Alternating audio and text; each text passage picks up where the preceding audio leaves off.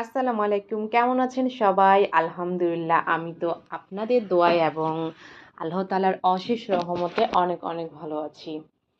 তো এখানে দেখতে পাচ্ছেন যে ভিডিওর শুরুতে আমি আমার বাসায় কিছু বেঁচে যাওয়া খাবার একটা মাটির পাত্রে দিচ্ছি, যেটা আপনারা এর আগেও প্রিভিয়াস ভিডিওগুলোতে হয়তো দেখেছেন। আর যারা নতুন দেখেন নাই তাদের জন্য বলছি, তো আমার বাসায় যখন কোনো বেঁচে যাওয়া খাবার থাকে তখন আমি সেটা ফেলে দিই না। যদি সেটা কোনো মানুষকে দেওয়ার উপযুক্ত থাকে তখন কোনো গরিব দুঃখীকে আমি সেটা দিয়ে দিই।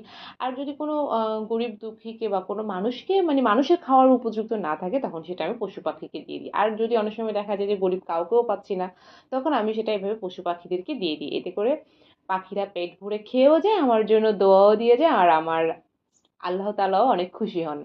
তো এভাবে খাবার অপচয় না করে খাবারটাকে অন্য কোনো সৃষ্টি যদি আপনি উপকারে আসেন তাহলে তা আপনার জন্য অনেক অনেক অনেক অনেক বেশি সোয়াবের কাজ হবে। এবং অ্যাজ এ মুসলিম হিসেবে আমরা খাবার অপচয় কোনোভাবেই করতে পারি না, খাবার অপচয়কে কোনোভাবেই সাপোর্ট করি না। শুধু মুসলিম কেন, বিশ্বের কোনো কেউই কোনো মানুষই খাবার অপচয়কে সাপোর্ট করবে না, করে না। তো এই যে দেখতে পাচ্ছেন আমাদের ছাদের ভিউ, আমাদের ছাদটা আমার ভীষণ ভীষণ ভীষণ ভালো লাগে, কারণ আমাদের ছাদে মানে অনেক ধরনের ফুলের গাছ আছে, ফলের গাছ আছে। যদিও আমাদের বাসার পাশে মানে আমাদের বাসা থেকে বের হলে একটা ছাদ এবং আমার উপরে একটা ছাদ, দুটা ছাদ আছে। তো উপরের ছাদটাতে তেমন একটা যাওয়া হয় না, ওটা লক করা থাকে। ওখানে বাড়িওয়ালি আন্টি নিজে ওনার অনেক ফল গাছ, সবজি গাছ লাগাইছে, ওটা একটু লক করে রাখে। আর নিচের ছাদটাতে সব ভাড়াটিয়ারা আসে, এখানেও অনেক গাছপালা আছে। তো আমি গিয়েছি রাতে, আমি সবসময় রাতে বা সন্ধ্যার পরে বের হই, যেহেতু দিনের বেলা অনেক বেশি বেশি রোদ থাকে। সো আমি দিনে বেরোতে একদমই পছন্দ করি না। তো আমি আম্মুর সাথে গিয়েছিলাম একটু রাতে, আম্মু কিছু বাজার করবে। তার আগে আম্মু কিছু আমার ভাইদের কিছু জামা কাপড় নিয়ে চলে গেল আয়রন করানোর জন্য। এই আঙ্কেলটার কাছে সব সময় আমরা আয়রন করাই। এই আঙ্কেলটা আম, আমাদের পরিচিত। তো ওনার কাছে সবসময় আমরা দিই, আমরা কোথাও অন্য কোথাও আর দিই না, আমরা এই আঙ্কেলটার কাছে দিই। তো আম্মু বললো যে ঠিক আছে চলো আমরা একটু শার্টগুলো দিয়ে আসি। তো আসার সময় দেখলাম যে আম্মু বললো যে একটু মশলা কিনবে। এই দোকানের মশলাগুলো ভীষণ ভালো হয়। আম্মু সবসময় এই দোকান থেকে কিনে। এখানের মিক্স মশলা, যেটা তরকারিতে মানে মাংস রান্না করার সময় যদি দেওয়া হয় তাহলে অন্যরকম একটা ফ্লেভার হয়। তো আমি যখন মসলার দোকানে আমি যখন দাঁড়াইছিলাম তখন আমি মানে বেশিক্ষণ স্টে করতে পারতেছিলাম না, কারণ মশলার কিন্তু খুব মানে তীব্র মানে খুব স্ট্রং একটা ফ্লেভার, মানে গন্ধ, ঝাঁঝালো একটা গন্ধ আছে। তো এটা আসলে আমার আমার জন্য ওখানে দাঁড়ানোটা একটু কষ্টকর হয়ে গেছে। তারপরে একটু ভিডিও করার জন্য, আপনাদের সাথে শেয়ার করার জন্য আমি এখানে দাঁড়িয়ে একটু ভিডিও করেছিলাম। আসলে মসলা আহ, আমাদের বাংলাদেশে বা আমাদের এশিয়ার যে মানুষগুলো আছে, এশিয়া অঞ্চলের মানুষ, এরা যেমন মশলা খায়, আমার মনে হয় না বিশ্বের অন্য কোনো দেশ বা অন্য কোনো ইয়াতে আহ, এরকম মশলা খায়, যেমন বাংলাদেশ, ইন্ডিয়া, পাকিস্তান।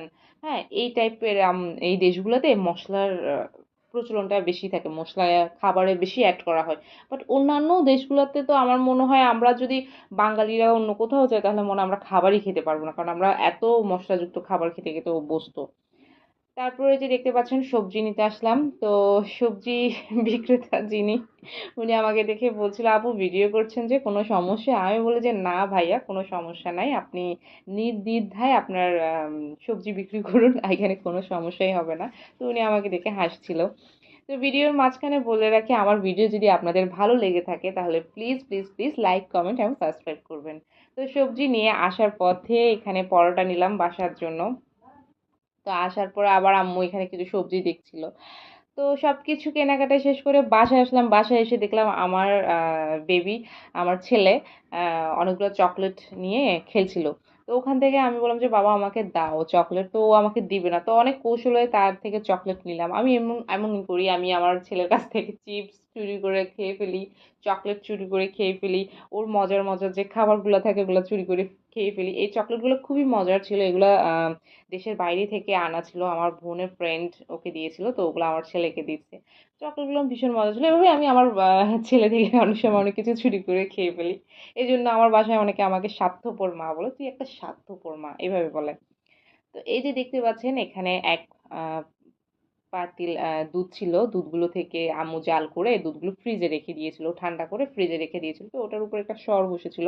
এখানে যে বক্সটা দেখছেন ওইটাতে অনেকগুলো সর জমেছে। এগুলো আসলে আম্মু সবসময় এভাবে সর জমায়। এখান থেকে ঘি, বাটার এগুলো করে আম্মু নিজে হোমমেড করে। তো হোমমেড সবকিছুই বেস্ট হয়। ওটা আমরা অনেক খাবারে ইউজ করি লাইক বিরিয়ানি, তারপরে খিচুড়ি বা অনেক কিছুতে ইউজ করা যায়। তো এখানে আব্বু অফিস থেকে আসার সময় অনেকগুলো কই মাছ নিয়ে আসছিল। তো কই মাছগুলো দেখে আমার খুবই ভালো লাগছিল। আমার ছেলেকে দেখাচ্ছিলাম, ও খুবই মজা পাচ্ছিল এই মাছগুলো দেখে। কই মাছগুলো খুবই টাটকা ছিল। তো আমার ভিডিও আজ এতটুকু পর্যন্ত। আজকে তেমন বেশি লং ভিডিও করিনি।